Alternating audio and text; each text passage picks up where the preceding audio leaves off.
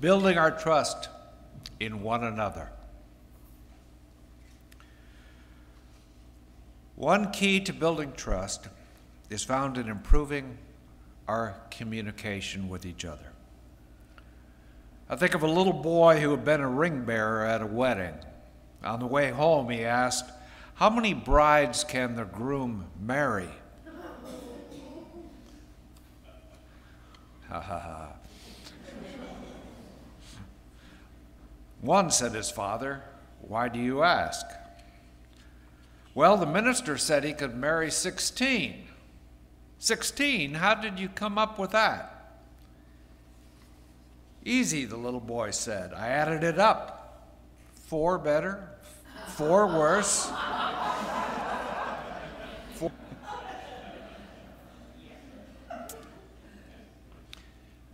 Good communication requires kind speech and careful listening. While many appreciate smiles and companionship, and that is found aplenty around here, Ralph Waldo Emerson thought this was not enough. The glory of friendship is not the outstretched hand, the kindly smile, the joy of companionship. It is the spiritual inspiration that comes when you discover someone else believes in you and is willing to trust you with a friendship.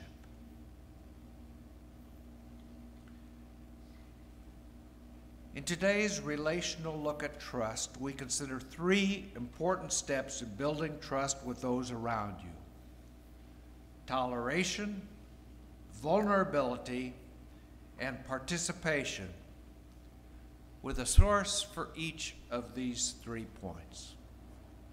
First, toleration.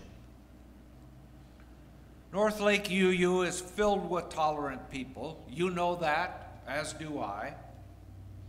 But several facets of the degrees of toleration surrounding you may be useful in your everyday life.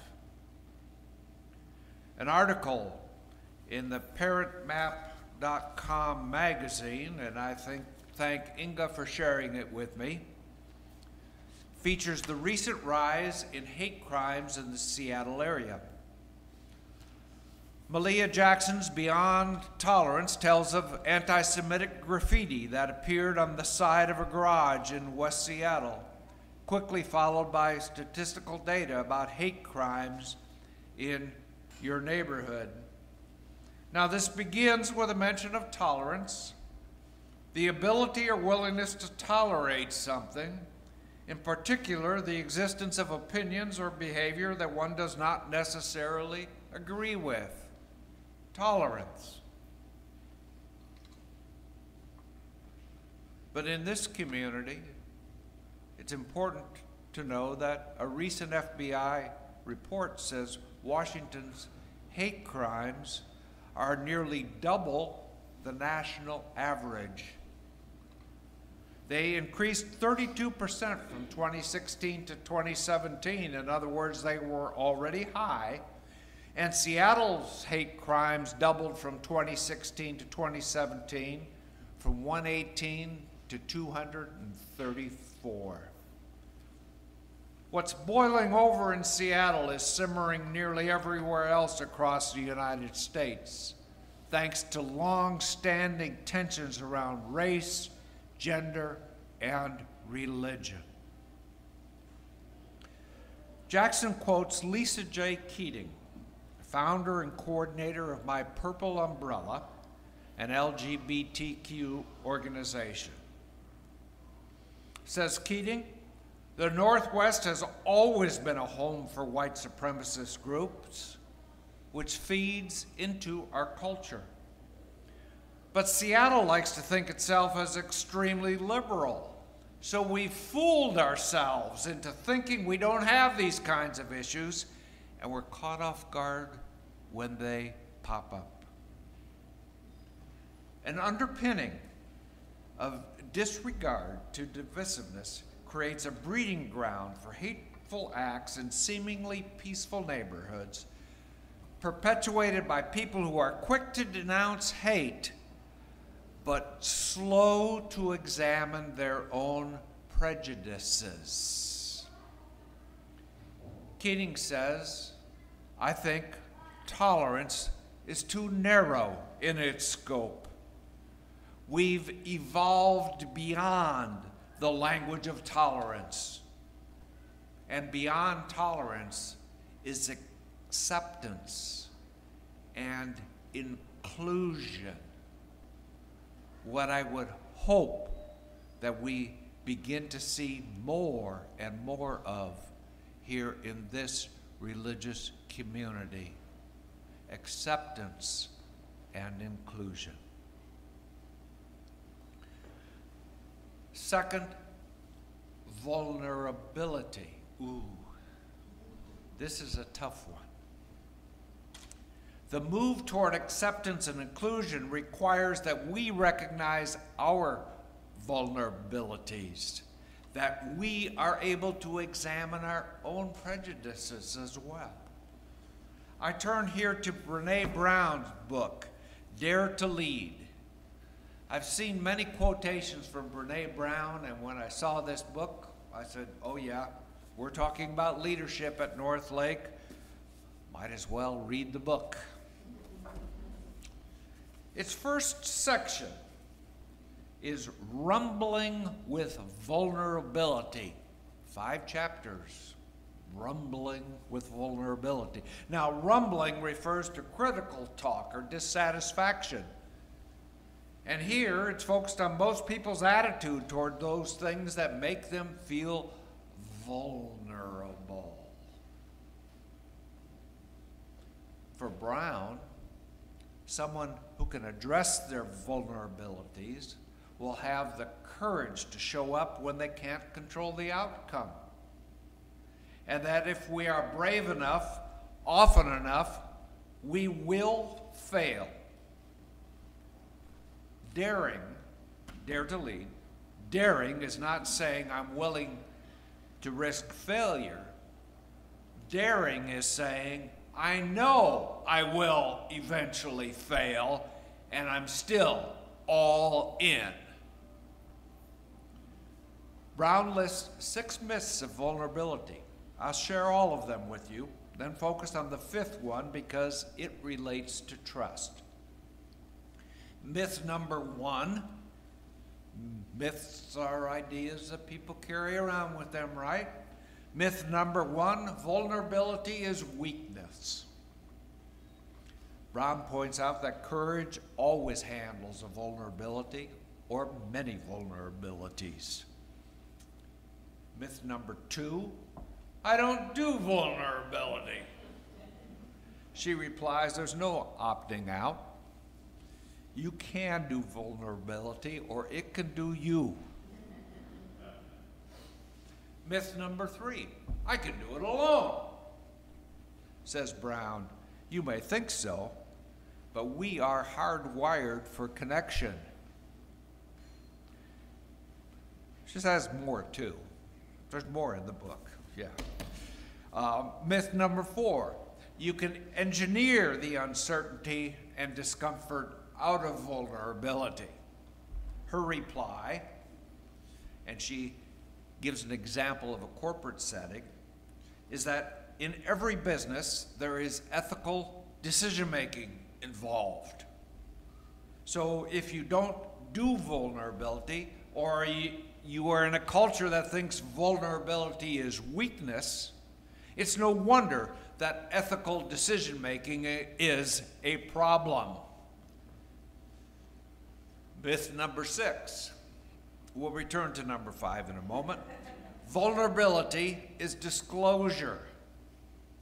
Disclosure. Not so, she says, because there is no daring leadership without exposure to vulnerabilities. This book has much more on these 5 myths, as I've said, but we turn for a moment to myth number 5. That trust comes before vulnerability. And what Brown says here is very interesting. We need to trust to be vulnerable, and we need to be vulnerable in order to build trust. In this, does the chicken or the egg come first situation, Brown sees a loop of interactions where trust is gradually developed by people who are willing to step forward in times of need. And it is not in the big items of life where this happens, as if, well, we're together long enough that we now trust each other, so let's do something. No, trust shows up in the day-to-day events. Things like remembering a birthday, or recalling the name of your parents who you had just met once, or asking about how the new job is going. And I must admit, I myself am not very good in several of these areas. And I don't imagine anyone else out here is perfect in all regards on these items either. But these are the little things, the areas where trust gets built between individuals. And so, what happens is that when someone can see and someone can also feel that there is around them people who care for them, they begin to feel more comfortable with placing their trust in those who make them feel at home. Rumbling with vulnerability is about leaning into rather than walking away from the situations that make us feel uncertain, at risk, emotionally exposed. Lean into those places, my friends, and trust will develop. Stepping into a vulnerable spot leads to your presence being seen and appreciated. It is where trust can be built. Third, participation. Many here have read Dennis Adams' book, Honest, Direct, Respectful, 3 Simple Words That Will Change Your Life. Not all of you I know, but your church leaders have read and studied it. It has been part of designing your covenant of right relations that we read together earlier.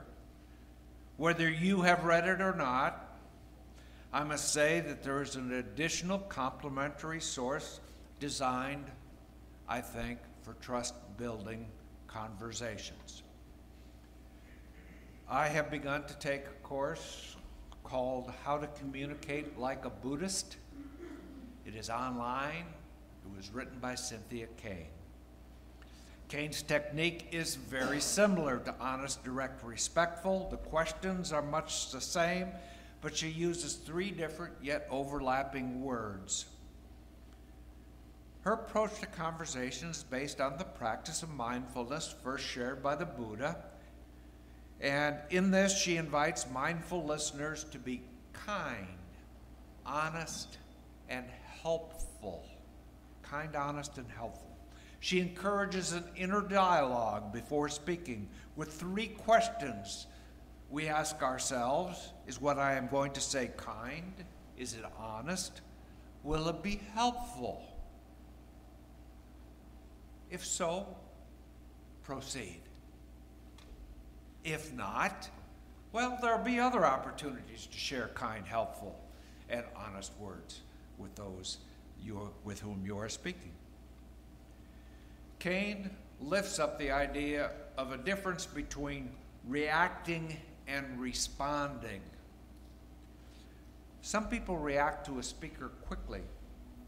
Some, I have noticed, and maybe you too, even step on top of others who haven't yet finished their thought or share what's on their mind. Kane suggests moving from such a reactive conversational framework to responding, with a reminder that we have the opportunity to think before we speak.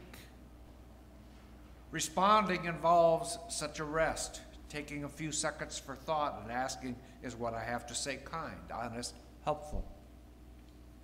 Here Kane shares a story about Franklin Delano Roosevelt. FDR was accustomed to reception lines. He stood in many of them. And he decided one day to tell everyone who walked by to shake his hand, I killed my grandmother this morning. Now, most people prepared for seeing the president said, so glad to see you, you're doing a wonderful job, and went on. But then somewhere near the end of the line was a Bolivian ambassador. And when he heard FDR say, I killed my grandmother this morning, the ambassador hesitated for a second, then replied, she must have deserved it.